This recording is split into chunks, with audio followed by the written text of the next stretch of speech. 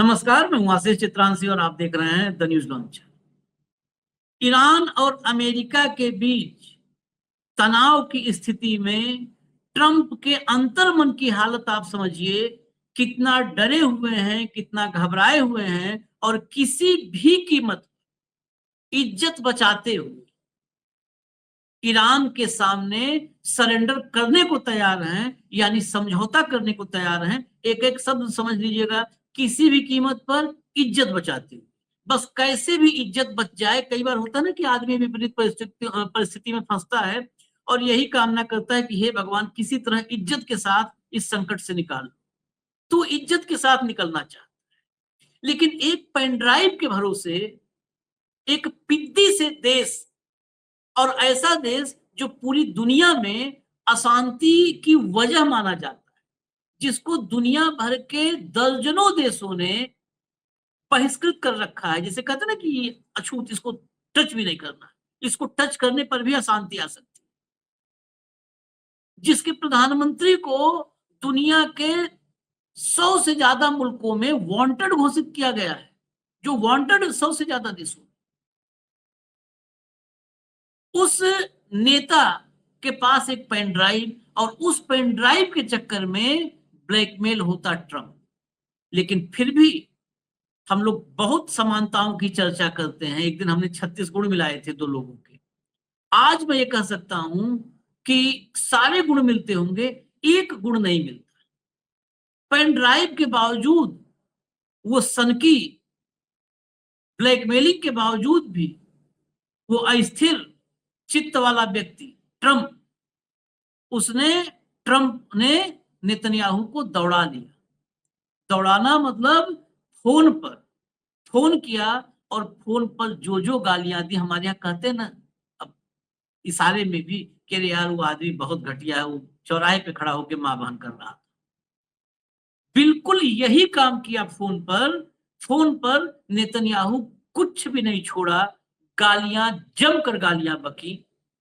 यहां तक बोला तुम पागल, मैं नहीं होता तो जेल में सड़ते, जेल में होते तुम, पूरी दुनिया तुमसे नफरत करती है, ये सब कुछ बोल दिया। जब ट्रंप ने इजराइल की पोल खोली, इजराइल का ये स्याह सच बोल दिया खुलेआम,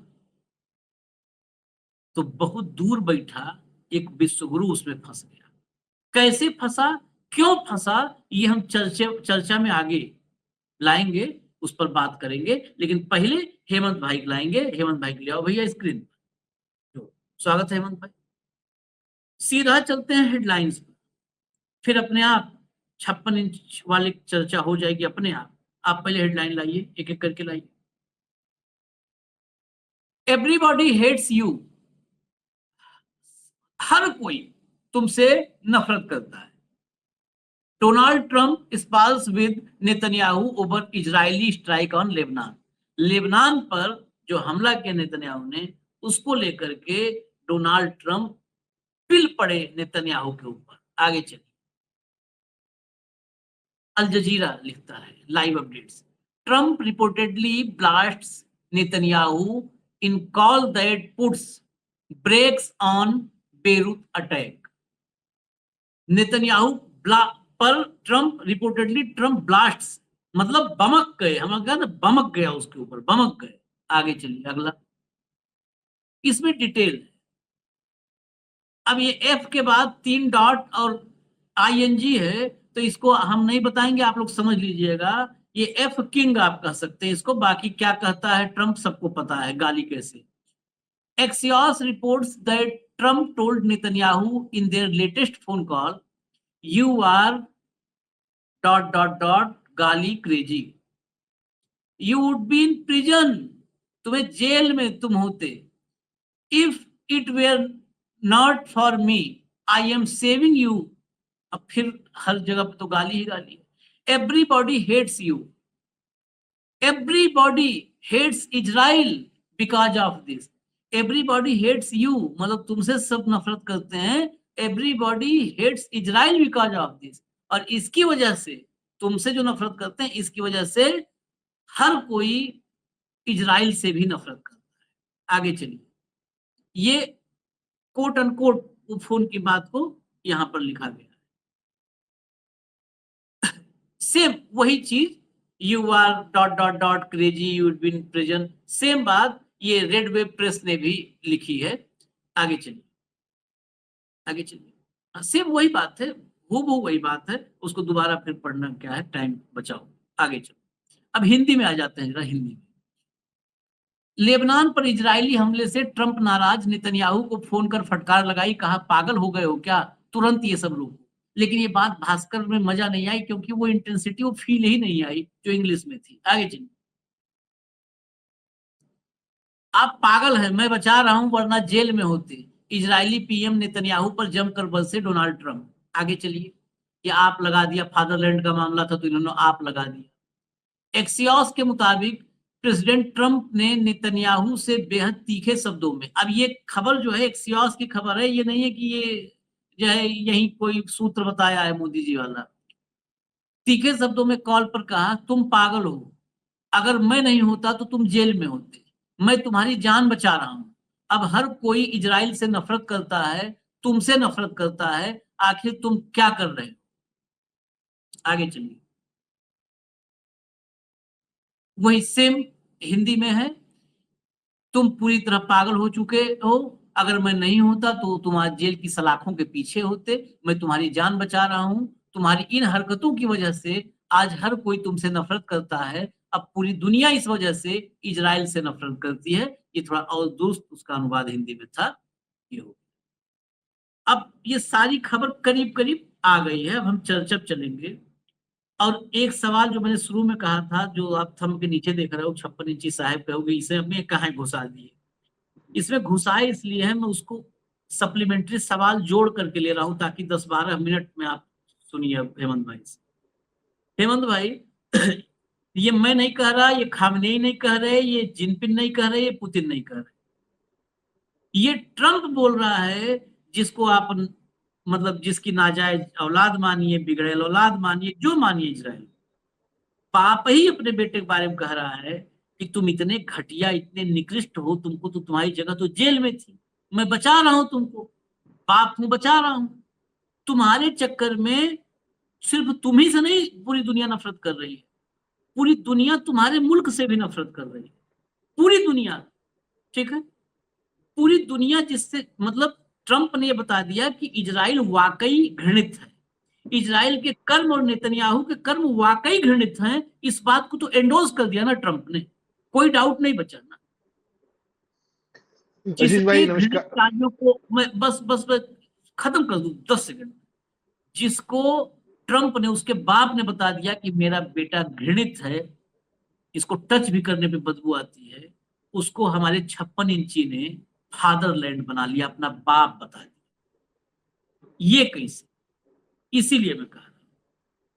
अब आप आशीष भाई नमस्कार, आपको, सारे दर्शक साथियों को भी। देखिए, एक बात आप शुरुआत में मान लीजिएगा कि ट्रंप ने पहली बार जिंदगी में और बतौर राष्ट्रपति सच बोला है। हाँ, उसकी कोई भी वाक्य आज तक पूरा सच नहीं हुआ। आज उसका जो कोट एंड कोट एक्सियोस ने स्टेटमेंट निकाला है, वो 100% सच है, ना केवल मेरी और आपकी नजरों में, पूरी दुनिया की नजरों में। उसने अनजाने में वो सच बोल दिया, और वो सच ऐसे ही नहीं बोल दिया, पानी उसके सिर के ऊपर से उतर चुका है आशीष भाई। और वो क्यों, कैसे? पिछले 1 महीने से कभी तो वो आसिफ मुनीर के नाम पे कह देता है कि मैंने बढ़ा दिया युद्ध विराम, कभी शहबाज शरीफ के नाम से युद्ध विराम बढ़ा दिया, कभी सीजीसी के नाम से बढ़ा दिया, गल्फ जीसीसी के नाम से, गल्फ कॉपरेशन काउंसिल के नाम से, कि भाई इन्होंने रिक्वेस्ट की थी और मैंने सीज फायर बढ़ा दिया। अब वो 60 दिन का सीज फायर पे 15 दिन से लगातार काम कर रहा है, कभी किसी के पीछे छिपके, कभी किसी के पीछे। और जैसे ही बात आगे बढ़ने को होती है, कंप्रोमाइज ट्रंप और ईरान के बीच में, नेतन्याहू क्या करता है कि वो और कुछ नहीं, जाकर के हिजबुल्लाह के नाम पर लेबनान को ठोक देता है जाकर के। ठीक, कमजोर देश है। और अब हालत ये, व्हाइट हाउस क्या बचाव कर रहा है? राष्ट्रपति ने जो कुछ ये कहा, आपने दिखाया, इस पे व्हाइट हाउस ने किसी भी तरीके का प्रतिवाद जारी नहीं किया कि हमने गाली गलौच नहीं की। वो क्या कह रहे हैं, वो बड़ा इंटरेस्टिंग, वो कह रहा है कि बड़े पैमाने पर इन हमलों में सिविलियन मारे जा रहे हैं। तो गजा के अंदर कौन मारे गए थे? 90,000, सारे वो थे क्या, हमास थे? तब ट्रंप चुप था, समझने की बात है ये। और यहाँ पर उतने बड़ी कैजुअलिटीज भी नहीं है। और फिर कहते हैं, व्हाइट हाउस कहता है कि वहां पर एक हिजबुल्लाह के कमांडर को मारने के लिए पूरी की पूरी इमारतें नष्ट की जा रही। तो अमेरिका का तो ये कभी रहा नहीं। हकीकत क्या है, हकीकत मैं बताता हूँ आपको। ईरान ने कल रात को क्या किया, ईरान ने कहा कि हिजबुल्लाह पे लगातार अटैक हो रहे हैं, लेबनान पे अटैक हो रहे हैं। उन्होंने 2 लाइन, क्योंकि बैक चैनल से बात हो रही, आमने सामने तो बात हो नहीं रही, बैक चैनल से बात हो रही है, डिप्लोमेटिक। उन्होंने 1 लाइन कह दी कि हमें आपसे कोई बात नहीं करनी जब तक लेबनान पे हमले नहीं रुकते। और ये लेबनान पे हमले रोकना, ये हमारे मूल जो सीज फायर था उसका हिस्सा है। इजराइल हालांकि मना करता है। जैसे उन्होंने ये कहा, ट्रंप को झटका लगा 440 वोट का कि यार मैं यहां से मुक्ति पाना चाह रहा हूं, मैं इस बीमारी से निकलना चाहता हूं, और ये बातचीत ही नहीं करेगी। तो उसने आव देखा लता उठाया फोन और सीधा फैंटास्टिक बीबी को मिला दिया। नेतन्याहू को बीबी बोलते हैं। और फिर जो कुछ उनका अभिनंदन किया वो आपने दिखा दिया मोटे मोटे पैमाने पे, बड़ा बड़ा सारा का सारा। वो इससे भी ज्यादा कहा होगा। कुछ चीजें ऐसी होती है जो अनरिपोर्टेबल होती है। ठीक, एक्सियोस वहां की खोजी वेबसाइट है, वही छापती है इस तरह की खबरें, और किसी में इतना दम भी नहीं है कि फर्स्ट पर्सन में इस तरीके से छाप रहे। जैसे ही उसने ये किया ट्रंप ने, और कुछ भी गलत नहीं कहा। आपको याद होगा जब पिछले साल जब नेतन्याहू गए थे वहां पर ब्रीफिंग करने के लिए सिचुएशन रूम में, तो ट्रंप ने ट्वीट भी किया था और इजराइल के राष्ट्रपति से अपील भी की थी। मैंने आपने शो भी किया था, आपको याद होगा, कि भाई ये सबसे बड़ा राष्ट्रवादी है, इजराइल का बड़ा हित चिंतक है, मेरा बहुत करीबी दोस्त है, he is a fantastic man, he is a true nationalist, इसके खिलाफ सारे मुकदमे आप वापस लेके इसको आम माफी दे दो। तो टू दैट एक्सटेंट वो ठीक बात कर रहा है कि अगर मैं ना होता तो तुम जेल में होते। ठीक, और सारी चीजें जो पागल हो गए हो, ये हो गया है, वो तो दिख ही रहा है सारा, उसमें कोई समस्या नहीं है। जो ईरान और अमेरिका के बीच में जो सीज फायर चल रहा है आशीष भाई, वो नेतन्याहू को ना पहले दिन पसंद था ना आज पसंद है। और उसका कारण सिंपल क्या है कि ईरान ने जो उसको ठोका है घर में घुस करके, उसके बाद नेतन्याहू की हिम्मत नहीं पड़ रही कि अक्टूबर के चुनाव में लोगों से वोट किस मुंह से मांगेगा। वो ईरान को और ज्यादा सत्यानाश करना चाह रहा है, ईरान का बड़े पैमाने पर वहां पर अटैक कराना चाह रहा है। आपने बिल्कुल ठीक कहा, उसके पास वो सीडी भी है, उसके पास पेन ड्राइव भी है ट्रंप की, कंप्रोमाइज ट्रंप है, इसमें भी कोई शक नहीं। ट्रंप के सिस्टम के अंदर सारे नेतन्याहू के लोग हैं, चाहे वो जेरेड कुशनर हो, चाहे स्टीव विटकॉफ हो, चाहे बाकी और लोग हो, पीट हेगसेथ हो, ये सारे के सारे उसी गैंग का हिस्सा है। लेकिन आप देखिए ईरान की एक छोटी सी रणनीति कितनी कारगर साबित होगी। दशकों की दोस्ती जो अमेरिका और इजराइल की थी, ईरान के केवल एक कहने से कि जाइए हमें आपसे कोई बात नहीं करनी। ठीक, सैंक्शंस का मारा हुआ देश, भुखमरी का मारा हुआ देश, जिस तरीके से उसका विध्वंस हुआ है, उसके बावजूद उसने अमेरिका को आंख दिखाई और हालत ये हुई कि ट्रंप को फोन उठा करके बीबी को गाली गलौज करना पड़ा।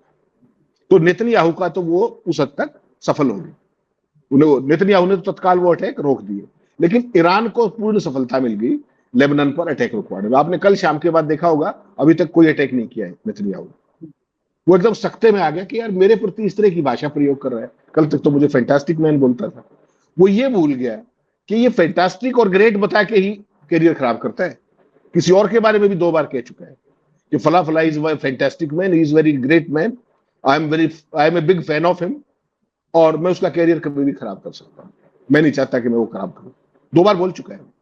तो ये वो पहला राष्ट्राध्यक्ष है जो अपने समकक्ष राष्ट्राध्यक्षों को इस तरीके से कह करके और उनको जलील करता है एक खास अंदाज के। तो आशीष भाई, ये पूरी की पूरी परिस्थिति जो है ये दिखाती है कि ट्रंप कितना बेचैन हो चुका है और वो मुक्ति पाना चाह रहा है ईरान के साथियों से सीज फायर के नाम पर। और ईरान को ये पता है उसकी मनस्थिति का, इसलिए वो बुली को और ज्यादा बुली कर रहा है। जाइए हमें आपसे कोई बात नहीं करेंगे, हम इसको हरमुज को फिर से बंद कर रहे हैं। एक तरफ ये बताते हैं कि हमने कल 24 जहाज निकाले थे, दूसरी तरफ कह देते हैं कि हम इसको दोबारा बंद कर रहे हैं, जाओ जो करना कर लो। और गजब देखिए कि अमेरिका की हिम्मत पड़ रही है। पहले भी उसने, आपने ऑब्जर्व किया होगा, उसने भी यूनिलैटरली सीज फायर किया था, एक तरफा घोषणा की थी। ईरान ने कभी नहीं कहा कि आप सीज फायर कर लो, ट्रंप ने खुद फंसी में किया था। और नेतन्याहू को चिड़ ये है कि उस सीज फायर के फैसले में इजराइल कहीं था ही नहीं, ट्रंप ने एक तरफा ढंग से खुद ही घोषणा कर दी। तो ये आशीष भाई सारी की सारी जो वीकनेसेस है अमेरिका की, जो गलतियां है, जो फॉल्ट लाइन्स है, और जो ट्रंप ने इसकी बातों में आके नेतन्याहू की, अब वो रियलाइजेशन पे है कि मैंने अपने पूरे देश की दादागिरी खत्म कर दी इस मूर्ख के कहने से। तो उन सारी चीजों को रियलाइज करके वो नेतन्याहू को वापस पटरी पे लाना चाहता है। लेकिन मुझे खतरा एक ही है, जो मैं आपको हमेशा कहता हूं, पिछली बार जब इस तरह का माहौल बना था तो फर्स्ट लेडी मेलानिया ट्रंप को आकर के बताना पड़ा था कि मेरा कोई संबंध नहीं थे एप्स्टीन से। तो किस दुनिया के किस कोने में कौन सी खबर निकल जाए, ट्रंप का कौन सा फोटो आ जाए, कौन सा वीडियो आ जाए, उस खतरे को भी उठाते हुए ट्रंप ने नेतन्याहू के साथ गाली गलौज की है। इसका साधारण मतलब यह है कि पानी सर के ऊपर से गुजर चुका है, अब वो और ब्लैकमेल होने की स्थिति में बचा नहीं है, ऐसा मेरा। चलिए जरा एक बार दिखा देते हैं उन देशों को जिन देशों में वांटेड है, जरा वांटेड वाली फोटो दिखा दीजिए, इस वांटेड को दिखाइए। और इस वांटेड को मतलब हम पता है क्यों, अभी मेरे सवाल का जवाब ही नहीं आया हेमंत भाई की इतनी देर के जवाब में, जवाब ही नहीं आया कि असल उस आप उस फटकार को देखिए, वो फटकारा, उसको गरियाया, गाली दिया, जो भी, जिसको गाली दे रहा है उसको हम फादरलैंड बोल के आ रहे हैं भैया। और उतना नहीं, खाली गाली नहीं दिया, गाली देके बताया कि तुम पूरी दुनिया में नफरत के लायक हो, पूरी दुनिया तुमसे नफरत करती है, पूरी दुनिया। और पूरी दुनिया नफरत करती है तो 143 करोड़ वाले देश से एक आदमी आता है और कहता है फादरलैंड हो। बताओ, ये देखो जरा, बेल्जियम, नहीं आशीष भाई, कंट्री दैट मैंने जवाब जान के रोका है, लास्ट सेगमेंट के लिए वो जवाब रोका है कि जिसको तुम कह रहे हो कि पूरी दुनिया नफरत करती है, तो तुम गोदी में उठाए क्यों घूम रहे हो, और मोदी जी वहां जाके फादरलैंड क्यों बोल रहे हैं, क्यों मेडल पहन रहे हैं, वो मैंने जान पूछ के रोका है, क्योंकि दोनों के नाम, दोनों की सरकारों के नाम किसी एक ऐसी फाइल के अंदर है जो हम बार बार चर्चा करते हैं। इसीलिए जाकर के जिसको कोई भी पसंद नहीं करता उसको ये दो को पसंद करते हैं, इसको जानना कोई बहुत मुश्किल काम नहीं है, इसलिए मैंने इस जवाब को रोका था लास्ट सेगमेंट।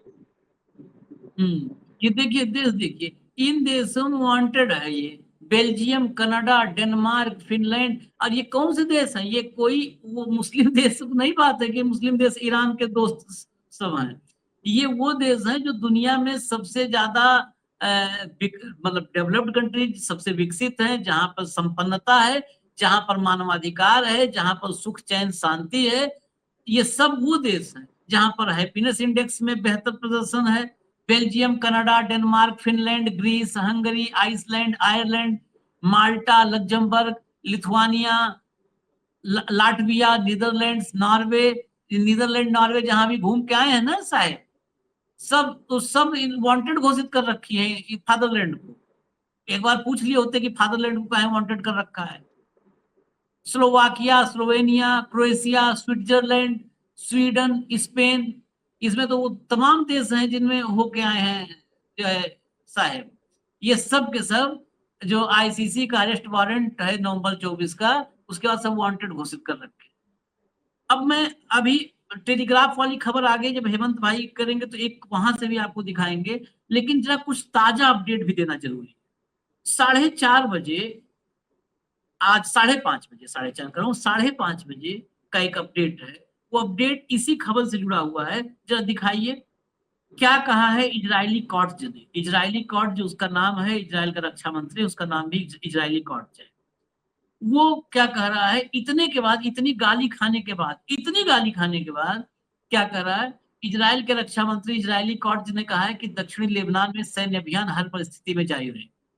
ये खुली चुनौती है ट्रंप की, अब है औकात ट्रंप के पास, खुली चुनौती, इतने गाली बात कर हर हाल में जारी रहेगा, जाओ। और नेतन्याहू भी नहीं, ये इजरायली कोर्ट, उन्होंने यह भी संकेत दिया कि सीमा क्षेत्र की स्थिति के आधार पर इजराइल अतिरिक्त सैन्य कार्रवाई कर सकता है और हमलों का दायरा भी बढ़ाया जा सकता है। कोर्ट ने कहा कि इजरायली सेना लेबनान में आगे की संभावित सैन्य कार्रवाइयों का अध्ययन कर रही है। उनके अनुसार सीमा पर हालात के विकास के आधार पर नए कदम उठाए जा सकते हैं। रक्षा मंत्री ने कहा कि इजराइल का दीर्घकालिक उद्देश्य हिजबुल्लाह को निशस्त्र करना है। उन्होंने बताया कि फिलहाल तत्काल प्राथमिकता लितानी नदी के दक्षिणी क्षेत्रों से हिजबुल्लाह के हथियारों को हटाना है। ये लितानी के दक्षिण का पूरा कब्जा करना चाहता है। लितानी नदी लंबे समय से इजराइल हिजबुल्लाह विवाद का केंद्र रहा है।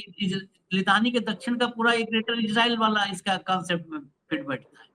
संयुक्त राष्ट्र के प्रस्ताव में भी इस इलाके की सुरक्षा व्यवस्था और हथियारबंद समूहों की गतिविधियों को लेकर विशेष प्रावधान किए गए। आगे चलिए, आगे चलिए। एक शहर भी ये कहा कि हम हमला भी नहीं रोकेंगे, हम लोग दायरा बढ़ाएंगे, और एक शहर भी खाली करने के लिए धमकी दिया। देखिए अगला लाइव भी है स्क्रीन पे, ये देखिए इजराइल का लेबनान के नबातिये शहर को खाली करने का आदेश। इजरायली सेना ने दक्षिणी लेबनान के प्रमुख शहर नबातिये के निवासियों को तत्काल क्षेत्र खाली करने की चेतावनी जारी की। सेना का कहना है कि हिजबुल्लाह द्वारा संघर्ष विराम समझौते के कथित उल्लंघन के बाद वह इलाके में सैन्य कार्रवाई करने के लिए मजबूर है। बेचारा मजबूरी में कर रहा है। वहां पर रक्षा मंत्री थे, यहाँ इजरायली सेना का प्रवक्ता। इजरायली सेना के प्रवक्ता ने सोशल मीडिया प्लेटफॉर्म एक्स पर जारी संदेश में कहा कि नागरिक अपनी सुरक्षा के लिए तुरंत अपने घर छोड़ दें, जहरानी नदी के उत्तर की ओर चले जाए। मतलब घर छोड़ के नदी पार करके उधर चले जाओ। प्रवक्ता के अनुसार हिजबुल्लाह आतंकवादी संगठन द्वारा संघर्ष विराम समझौते के उल्लंघन के कारण सेना को उसके खिलाफ बलपूर्वक कार्रवाई करनी पड़ रही है। नबातिये दक्षिणी लेबनान का एक महत्वपूर्ण शहरी केंद्र है। इजराइल की इस चेतावनी से संकेत मिलता है कि क्षेत्र में सैन्य अभियान या हवाई हमले किए जा सकते हैं। हालांकि हिजबुल्लाह की ओर से इजराइल के आरोपों पर तत्काल कोई आधिकारिक प्रतिक्रिया नहीं आई है। अब अगला लाइए। अब IRGC भी अपडेट है। तीनों अपडेट ताजा अपडेट थे। IRGC ने क्या कहा? दुश्मन लौटा तो इस बार जवाब का तरीका अलग होगा। IRGC ने दावा किया कि युद्ध विराम अवधि के दौरान उसकी सैन्य और परिचालन क्षमताओं में वृद्धि हुई है। IRGC के प्रवक्ता जनरल सरदार मोहबी ने कहा कि हालिया अमेरिका इजराइल संघर्ष से ईरानी सशस्त्र बलों को महत्वपूर्ण रणनीतिक और परिचालन अनुभव प्राप्त हुआ है। सरकारी प्रशासक IRIB से बातचीत में मोहबी ने कहा कि आज हमारी सशस्त्र सेनाएं पहले की तुलना में बेहतर स्थिति में है। हालिया संघर्ष का एक प्रमुख परिणाम यह रहा कि ईरानी सेना को अपने विरोधियों की सैन्य रणनीतियों और कार्यप्रणाली के बारे में अधिक जानकारी मिली है। इससे भविष्य की तैयारियों को मजबूत करने में मदद मिली है। मोहबी ने चेतावनी देते हुए कहा कि यदि भविष्य में विरोधी पक्ष फिर से सैन्य कार्रवाई का रास्ता अपनाता है तो ईरान की प्रतिक्रिया का स्वरूप अलग होगा। संभावित संघर्ष में अभियान की प्रकृति, युद्ध क्षेत्र और इस्तेमाल किए जाने वाले हथियारों में बदलाव देखने को मिल सकता है। IRGC प्रवक्ता ने कहा कि संगठन सभी संभावित परिस्थितियों के लिए पूरी तरह तैयार है, किसी भी सैन्य चुनौती का सामना करने की क्षमता रखता है। अब चलेंगे हेमंत भाई, इतनी गाली सब दिखा दिया, बता दिया, चर्चा कर लिया। इसी बीच ये अपडेट मैं देखा तो अपडेट मिला। रक्षा मंत्री और प्रवक्ता कह रहे हैं सब की अभी हमलत बढ़ाएंगे, शहर खाली करो। मतलब ट्रंप की औकात तो वैसे ही पहले से ईरान ने कुछ खत्म की थी, बची खुची नेतन्याहू घोंट गया। अब क्यों ईरान को? आशीष भाई, ये हुआ क्या है बेसिकली, जैसे ईरान ने वो कल कार्यक्रम किया जो मैंने बताया, उसके बाद नेतन्याहू ने उसी दौरान एक ट्वीट भी कर दिया जो ये इजराइल काट्स कह रहा है। यही ट्वीट उसने किया कि इनके ऊपर कार्रवाइयां जारी रहेंगी, ये रहेगा वो रहेगा। और इन बिटवीन हुआ क्या कि 10 से 15 किलोमीटर स्क्वायर किलोमीटर का जो लेबनान का इलाका था उस पर इनकी सेनाओं ने कब्जा कर रखा है और हिजबुल्लाह के कमांडर को मारने के लिए रह करके तमाम बिल्डिंग्स को ध्वस्त कर रहे हैं। वो जैसे टारगेटेड वो करते हैं सारे का सारा। तो जब इसने नेतन्याहू ने वो ट्वीट किया कि कार्रवाई जारी रहेगी जो अब इजराइल काट्स कह रहा है, तो वही सारी परिस्थिति उसको दोहरा रहा है ताकि इजराइल बैकफुट पे ना दिखे। आपको पता है ना, इजराइल के अंदर भी चुनाव है अक्टूबर के अंदर, तो ये सारा जो स्यापा चल रहा है ये उस चुनाव के लिए चल रहा है। और जो ट्रंप कर रहा है वो भी चुनाव के लिए कर रहा है, क्योंकि वहां नवंबर में चुनाव है, मिड टर्म। तो इन दोनों के ऊपर एक खास तरह का दबाव है। 15 किलोमीटर के आसपास का एरिया कब्जा चुके हैं और अपनी लोगों के सामने जो प्रस्तुत करें, जैसे आपके जो गोदी पोमेरियंस थे जब पाकिस्तान के साथ ऑपरेशन सिंदूर हुआ था, आपको ध्यान होगा ना क्या कह रहे थे कि इस्लामाबाद में घुसने वाले हैं, लाहौर पे हमला कर दिया है, फला कर दिया है। तो वही माहौल ये अपने गोदियों के जरिए वहां बनाने की कोशिश कर रहा है कि हमने लेबनान में ये कर दिया है, वो कर दिया, हमारी सेना। क्योंकि ईरान के पास तो टेंजिबल कुछ भी है ही नहीं दिखाने के लिए कि हमने ईरान में क्या कर दिया। ईरान से तो सीज फायर किया अमेरिका ने और भाग खड़ा हुआ इजराइल। हकीकत तो यही है ना। तो अब ये केवल एक पोस्चरिंग कर रहे हैं, चाहे वो नेतन्याहू ने जो ट्वीट किया था वो, जिसके बाद ट्रंप ने गालियां दी, और चाहे ये काट्स, ये केवल अपनी ऑडियंस को, जो इनके भक्त हैं, उनका जो ईगो है उसको सेटिस्फाई करने की कोशिश कर रहे हैं। हकीकत यह है कि आप कल शाम को 7 बजे के बाद देखिए, लेबनान पर अभी तक इजराइल की तरफ से कोई अटैक नहीं हुआ है। जो लगातार बमबारी हो रही थी वो लगातार रुकी हुई है। तो पोस्चरिंग अलग चीज है। हाँ, इसमें कोई शक नहीं है कि इजराइल और अमेरिका में कोई भेद नहीं है, दोनों एक है तमाम कारणों से, और ट्रंप के मामले में ज्यादा क्योंकि वो कॉम्प्रोमाइज्ड है। उसके सारे जो कारनामे हैं अतीत के, वो सारे के सारी जो आपने कहा पेन ड्राइव से लेकर सारी चीजें उनके पास ऑलरेडी है। तो लेकिन इस सारे में जो हमारी चर्चा करने का विषय था वो ये था कि इस पूरी परिस्थिति के अंदर आप ट्रंप की हालत देखिए, उधर से कंप्रोमाइज है इजराइल से, और ईरान से लोहा नहीं ले पा रहा है। एक तरफ कुआं है, एक तरफ खाई है, उसको बैलेंस कैसे कर पा रहा है वो चीज देखने की है। और पूरे अमेरिका और पूरी दुनिया के अंदर अमेरिका का राष्ट्रपति पहली बार इतनी अनएथिकल चीजों में एक्सपोज हुआ है, एप्स्टीन जैसी चीजें और दुनिया भर की चीजें।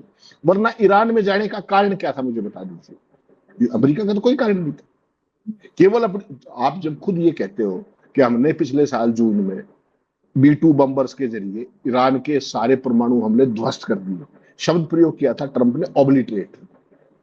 उसके बाद क्या करने गए हो वहां पे? बोला हार्मुज खुलवाएंगे, हार्मुज तो खुला ही हुआ था, हार्मुज तो तुमने बंद करवाया है, खुद ब्लॉकेड लगा के बैठा है और हार्मुज खुलवाएगा। तो ईरान ने आज उसको ऐसे धर्म संकट में खड़ा कर दिया और उसको ऐसा एक्सपोज किया है अमेरिका को, और इजराइल साथ में एक्सपोज हो गया कि ये आतंकवादी है। आज की तारीख में ट्रंप ने ये बिल्कुल ठीक कहा कि तुमसे दुनिया नफरत करती है और इजराइल से भी नफरत करती है। देखिए, किसी राष्ट्राध्यक्ष से नफरत, आशीष भाई, अलग बात होती है और देश से नफरत अलग होती है। आज वास्तव में स्थिति ये है कि आज इजराइल की जो ये हरकतें हैं over a period of time, कि किसी भी पड़ोसी को बख्शेंगे ही नहीं, किसी को चैन से जीने ही नहीं देंगे। आप बताइए ना, गजा में जो 90,000 जाने ली, वो हमास थे क्या सारे? आम आदमी, छोटे छोटे बच्चे, गरीब, बीमार, हर तरह के लोग। तो आतंकवादी देश नहीं है तो क्या है? वो जो परिस्थिति है, ट्रंप ने वो बात सही कही आज। और कई बार झूठे आदमी के मुंह से भी सच बात निकल जाती है जब वो फ्रस्ट्रेट हो चुका होता है पूरी परिस्थितियों से। वही हो रहा है। बाकी अभी फिलहाल जब मैं और आप बात कर रहे हैं, तब तक नेतन्याहू ने, जब से ट्रंप ने गालियां दी है, अभी तक लेबनान पर कोई अटैक नहीं किया है। ये ऑन रिकॉर्ड की बात। जो टेलीग्राफ वाली खबर भी दिखा दीजिए, बता दीजिए, उस पर भी आ जाए। 56 इंची तो फिर हाल समझ ही रहे हैं आप। टेलीग्राफ ने ये आज लिखा कि बेंजामिन नेतन्याहू के लिए यूएस और ईरान के बीच में अगर पीस डील होती है, जिसमें ईरान को दोबारा से पुनर्निर्माण का सारी चीजें मिलती हैं, तो इजराइल के लिए ये अस्तित्व का संकट होगा। और उसी पे बात चल रही है कि आपको इतना हम रिकंस्ट्रक्शन अलाउंस दे देंगे, फलाना दे देंगे, अरबों खरबों की बात है वो। तो टेलीग्राफ ने ये कहा कि ये अस्तित्व का खतरा हो जाएगा इजराइल के लिए। और विशेषज्ञ ये भी कह रहे हैं कि इसीलिए इजराइल का प्रधानमंत्री ने जो लेबनान के ऊपर अटैक है उनको तेज करने के लिए आदेश किए हाल के दिनों में। लेकिन but just as quickly as he threatened Beirut, लेकिन जैसे ही उन्होंने बेरूत में अपनी हमले बढ़ाए, he was brought to heel by Donald Trump. उसको औकात में ला दिया किसने? डोनाल्ड ट्रंप ने। Who in a phone call, जिसने एक फोन करके परसुएडेड और told Netanyahu to call the latest strikes off. तत्काल ये कह दिया कि इस सारी बकवास को बंद करो, इन हमलों को बंद करो, ये क्या पागलपन है। एग्जैक्ट वर्ड वाज पागलपन। तो ये टेलीग्राफ ने भी उसको रिपोर्ट किया है। और इस सारे में जो आखिर में जो वाक्य लिखा बड़ा इंपॉर्टेंट है, this leaves in an uncomfortable position. Netanyahu के लिखा है कि ये जो परिस्थितियां हैं, इसने नेतन्याहू को एक बेचैनी की अवस्था में पहुंचा दिया है। वो कंफर्टेबल कतई नहीं। ये हालत है नेतन्याहू और इजराइल की। और आप जो अंधभक्त हैं, अभी नेतन्याहू ने क्या कहा था, उस स्टेटमेंट को भी ध्यान रखिए। उसने कहा था क्या, उसको भी ये बात पता है, उसने भी एक्सेप्ट कर लिया कि भारत ही एक इकलौता देश है जहां पर मुझे चाहने वाले लोग हैं। सोचिए, दुनिया में हम, वो मुझे ऋतिक रोशन की फिल्म एक याद आ गई, मैं ऐसा क्यों हूं। तो आज मुझे यही लग रहा है कि नरेंद्र मोदी और उनके जो कंपनी है, वो उनके लिए भी ये ऐसे क्यों है। पूरी दुनिया जिसको मतलब डिस्ट्रक्टिव, युद्ध अपराधी, क्रिमिनल, वांटेड घोषित कर रखी है, उसी के फैन है हमारे साहेब। और साहेब के जो चेले हैं अंधभक्त, वो उसके फैन है। जो दुनिया का अपराधी है, जो दुनिया में घृणा का प्रतीक है, घृणा का प्रतीक, उसके फॉलोअर है। आप सोचिए कि क्या इनकी बौद्धिक क्षमता है और क्या इनकी बौद्धिक स्थिति है। ये मानसिक रूप से इन लोगों को आप किस कैटेगरी में रखेंगे, आप लोग बताइए। हमें इजाजत दीजिए। धन्यवाद हेमंत भाई, बहुत बहुत धन्यवाद।